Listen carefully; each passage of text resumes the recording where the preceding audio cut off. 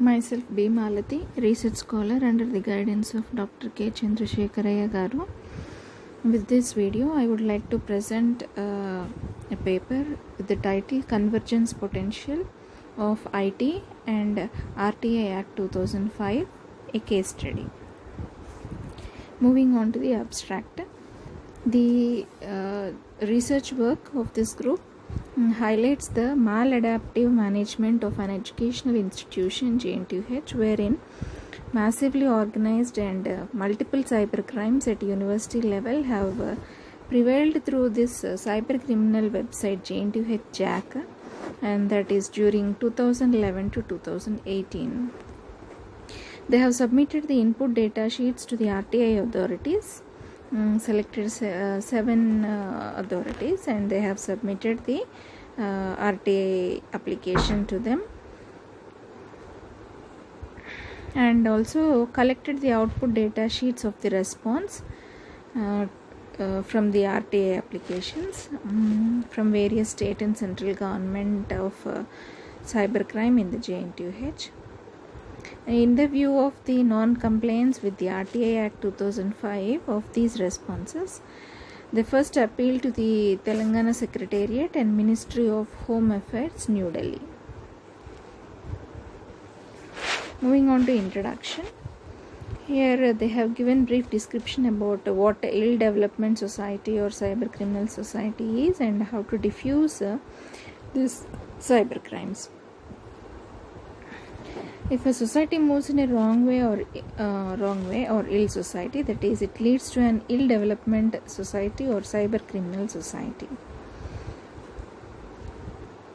As the population increases, the crimes also increases the same way, but we must diffuse these type of cyber crimes in the same way. Here the figure 1 shows the cybercrime website, and that image is taken through the Wayback Machine web archive tool and captured on 12th November 2011. And the motivation for the paper is the study of the cyber crimes is not unchecked in the academic environment. That is the main problem. So different methodologies like creating awareness through PGF, social networking sites, etc. have been chosen, and also brought this Right to Information Act, that is RTI Act 2005, brought the right information from to the society, and in order to diffuse it, they have used this RTI Act 2005 along with the ICT solutions, and that could be the deleterious effect of the cyber crimes to diffuse. And moving on to the methodology. In this methodology, the Right to Information Act, it's an act that is used to provide information to any it's an act to provide information to the any general public in the society. The society is a well-developed one when there are no cyber crimes, and ill-informed society always has the problems like cyber crimes. So for diffusing it, the approach is a PGF, and it creates awareness to the society on the cyber crimes and also creates a motivation for diffusing the same for remedial solution. So 2.1, that is PGF as a cyber remedial form. Now this created in the year 2017 without any personal benefit or profit. It's a non-profit remedial forum to give the awareness on cybercrime and nation building, awareness on cyber policing. And this platform is chosen for giving awareness to the general public and motivating them to diffuse the cyber crimes.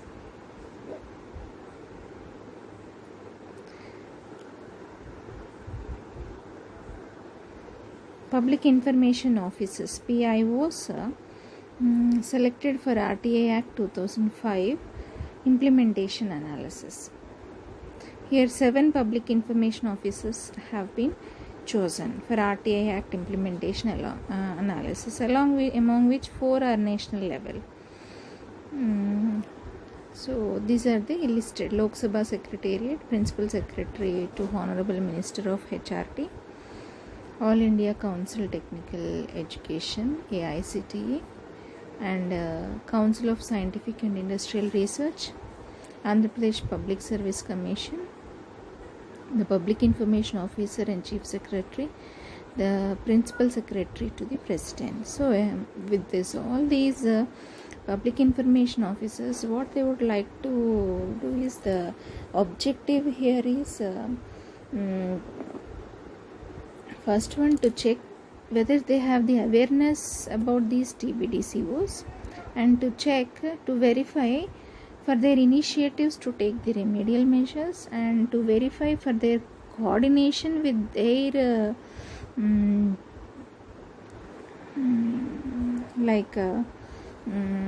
concerned field, like sister organizations, maybe the minister, for example, if it is a local Lok Sabha secretariat, to verify whether the governor for his coordination with the concerned ministers of Telangana state universities, colleges, etc., to root out this particular TBDCOs, and also to verify for the recommendations of the appropriate policies, and also to monitor the Indian universities and colleges for such type of cybercrime incidents does not reoccur.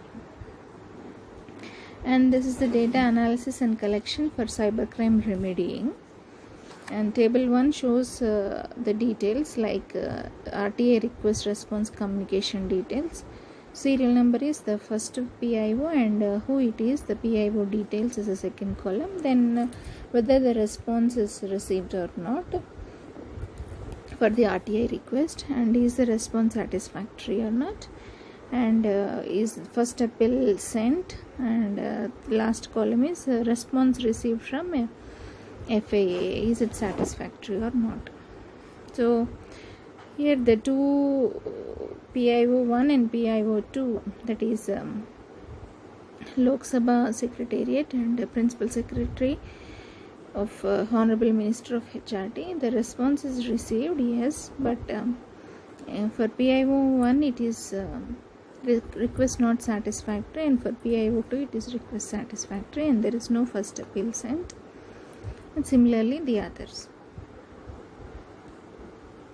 The detailed analysis and interpretation, here they have gathered the data through the RTA Act 2005 from these PIOs, and they have got the response accordingly, and the data has been analyzed, and it is table 2 describes the detailed analysis.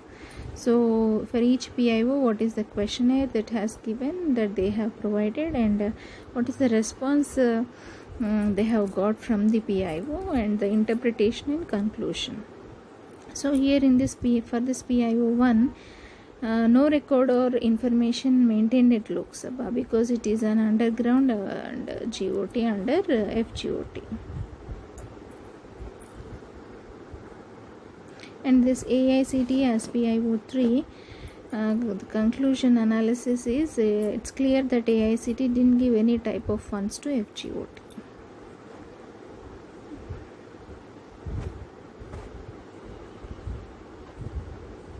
The President of India didn't provide any type of fund to FGOT. That is the final result.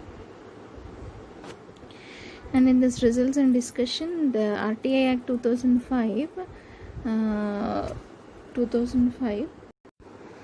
got the related information from the different categories of organizations in India.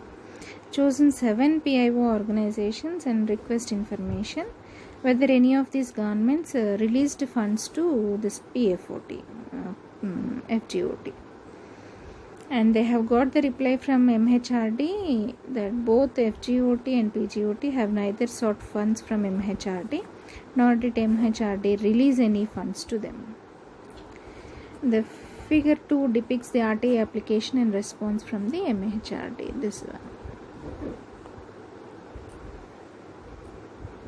Table 1 depicts the 4 PIO satisfactory responses and 3 not satisfactory responses. The figure 3 depicts the information, that is the data and results of PGF, that is a particular website, this one. Website, and that is Right to Information Act 2005 documents are listed. Here there is a small mistake. the naming of the figure is done wrongly.